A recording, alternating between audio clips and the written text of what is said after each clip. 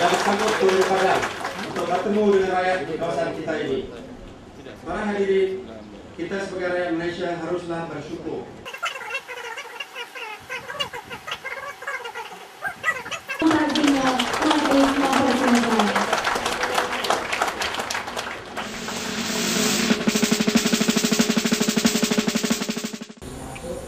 I'm Kenneth from this Longhouse, Uma Bloor.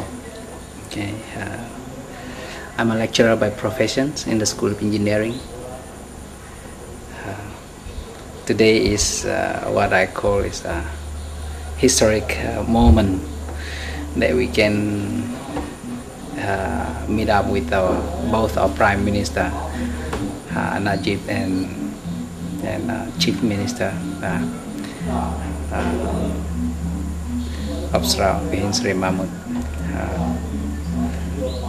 I think my reaction to their visit today, although it is I'm proud of being one of the people in this Longhouse, but the struggles of the people in Asap and Belaga as a whole, I think I'm not satisfied with their response to our needs. I'm sure that the Barisan Nasional have heard of all the complaints and everything. I think they knew from A to Z. There's no need to elaborate on that. But I'm here with full expectations on what they promised us well before Bakun started, and that promise we still have it dearly in our hearts, and we are actually looking forward to see that to be met today actually. But obviously it's a failure, if you like, their visit today in many aspects, because the key issues of people coming here, you talk about their life, what life is all about, and what they promised when we are supposed to come here. All the infrastructure that they promised before, infrastructure like the basic human needs, like road systems, which is very, very crucial to us, because many of them here are farmers, and if they don't have proper road, how would they live their life? How would they go to their farms and whatnot? And even if they want to buy cars, you know, with the conditions of road now, can you imagine the car? If the life of the car is supposed to be 10 years, it will be shortened to 3-4 years. There's a great loss to them. Many of them actually they spend a lot on maintenance as far as car is concerned. Look at the road systems. If it is there, you know, the road to their farms is not there. Yeah, and there is about road, and you talk about the biggest problem now. Do we have real future? And we talk about 3 acres. That 3 acres of land today, you know, what is the value of the 3 acres of land per family? Can you imagine? We're supposed to have a future. For today, maybe for me, like me, I have a house here and then 3 acres of land. But what about after me, my children? Is there any future for them? You know, if people have 3 children, then the 3 acres of land divided by them, then 1 acre each. What about their children? Next and next. So, in other words, the next generations, their future is not, you know, determined.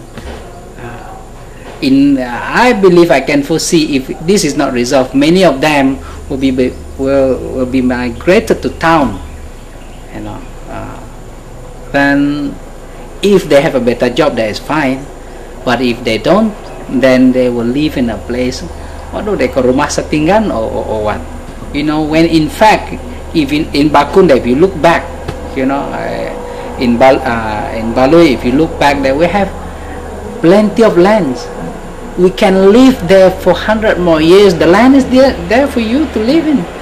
And even no matter how lazy you are, you still can live your life. Here, there's nothing for them. So I worried for them, and that's about the land and the house here. And I was hoping that this house, our Prime Minister would say that the house 100% free for you. That is what I'm hoping to hear from him. And the electricity is free, and the water is free.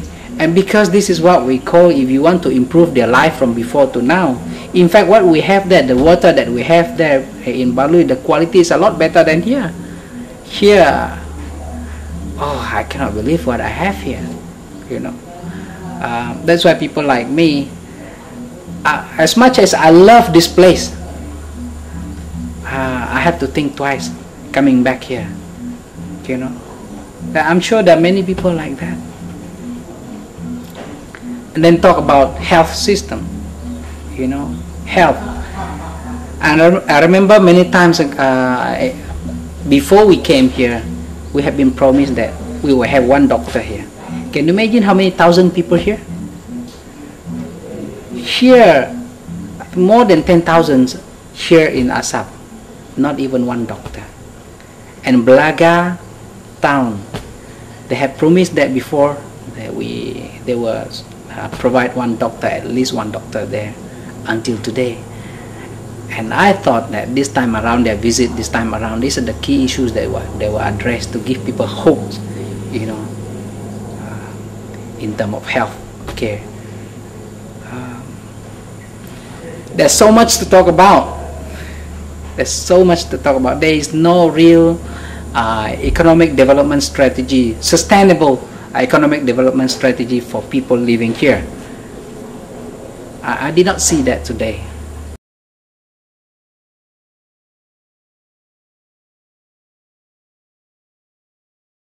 No, not adequately addressed, and we have some problem here, and then he referred it, we will resolve it.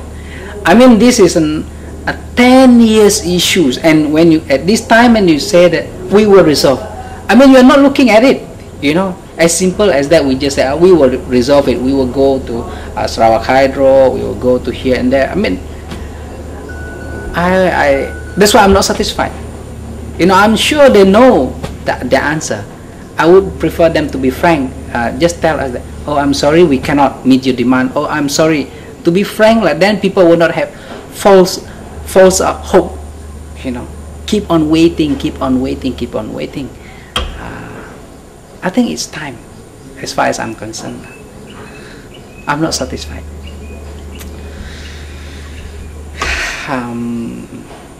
There's so much to talk about. Today I'm really disappointed actually. I was really hoping for the best, but unfortunately I'm not satisfied. Thank you.